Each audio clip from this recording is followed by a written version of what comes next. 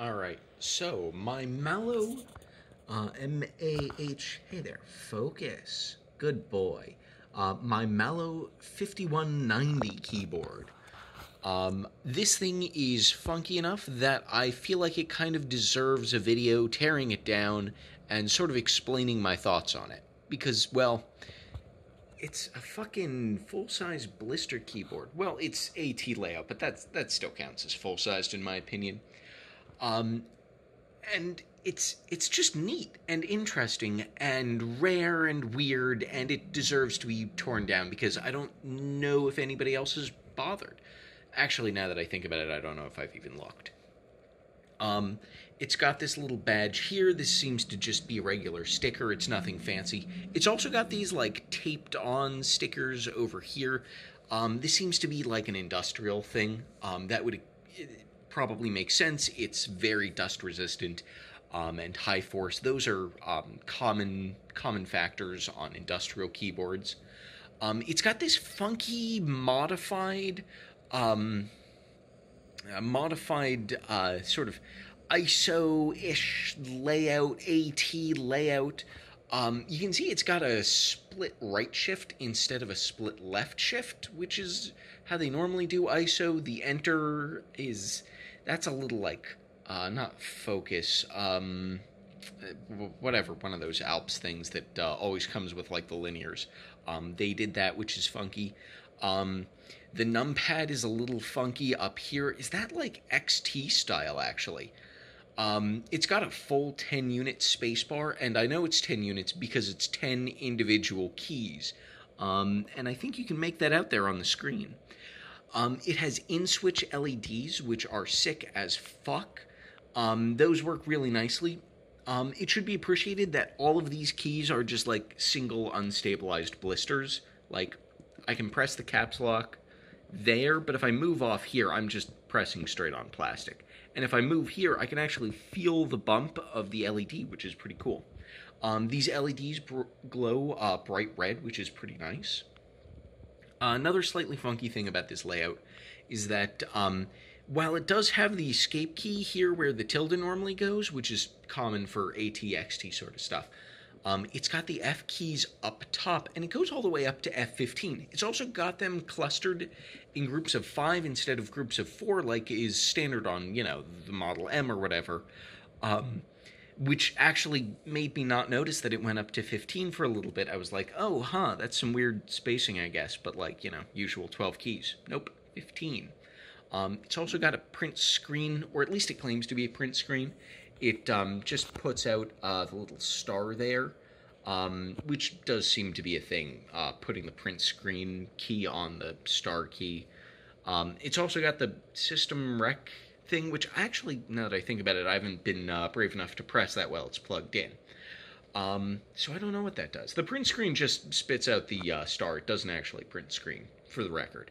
At least with my bog standard source converter. Oh yeah, this thing speaks bog standard ATXT layout. ATXT protocol. Probably AT protocol since it's got working lock lights. But actually, now that I think about it, I haven't really checked. It's got this nice thick coiled cable, which is really nice. It's quality stuff here.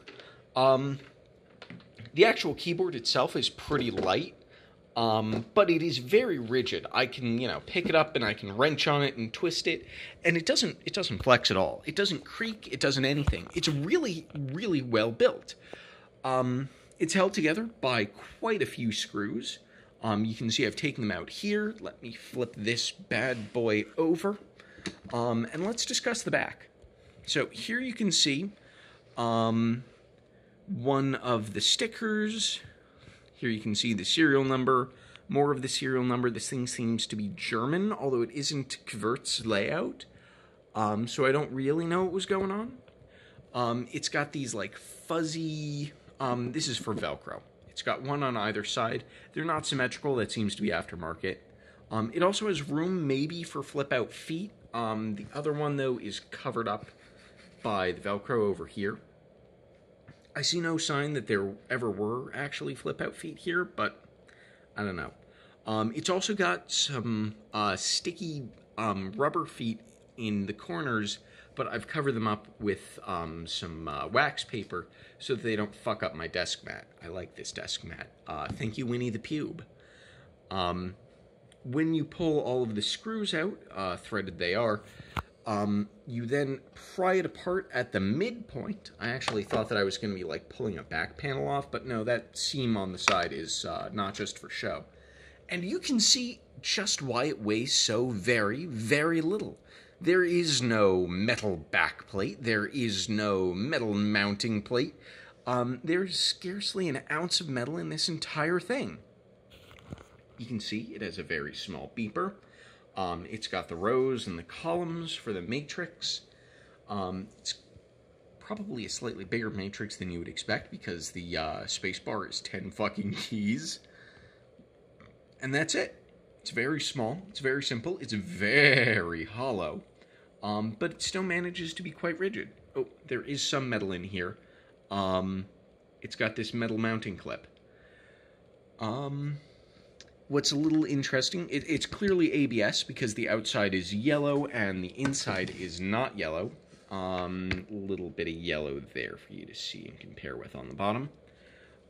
We can see a little bit of a lip here. Might be a little tough to make out on the camera, but there is a lip that I'm dragging my finger along, and there is another sort of composite one over here. Composite, no, that's not the word I want. Compatriot one. Very similar. And that's how this thing is held together. You can actually see that the ribbons go through sort of a plastic back plate. And this is sort of a dent in here, and I think that the membraney blister assembly is just on top. It seems to be like glued up in here so that nothing can get through. This is super water and dust resistant. I bet you I could like practically run this thing through the fucking dishwasher to clean it if I wanted to. I'm not sure if maybe things would be able to get into the membrane from up top, but I bet you they probably thought of something and they've got the corners on that sealed up. It should also be appreciated that the blisters are in excellent condition. When I press on them, they don't feel like they're going to crack or fail on me, which can sometimes be a problem on these sorts of things. No, these are in excellent condition.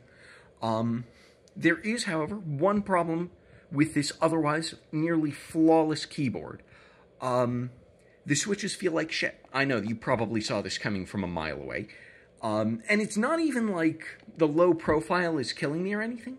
They just weigh a fucking ton. I mean, you know, small surface area, hard to press, but holy shit, they are so fucking heavy. My poor fingers. God. So I'm probably going to use this thing for my soldering station, so that way I can like take little breaks from soldering to shitpost without worrying about getting, you know, lead residue on my main good keyboards and worrying about like using them later to eat and getting lead in my system. This thing, I can just wipe it down with a sponge. I like this keyboard. I'm very glad I got it. I will probably bring it to a meetup so that no one else ever has to buy one of these unless they really want something to use, you know, for industrial purposes. I hope you've enjoyed. Take care.